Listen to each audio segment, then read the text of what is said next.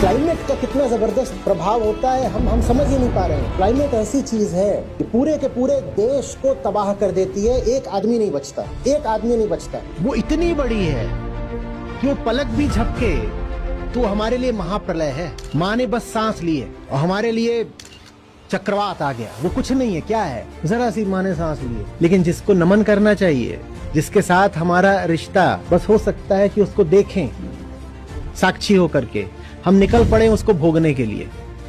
जैसे कोई देवी खड़ी हो पूर्ण अपने विकसित आकार में, अस्त्र शस्त्र से सुसज्जित, और कोई मच्छर आके बोल रहा हो मैं इनको भोगूंगा। और देवी माने देवी, कुछ नहीं करना, उसको बस ऐसे देख लेना है, तो देखने भर से भस्म हो जाएगा।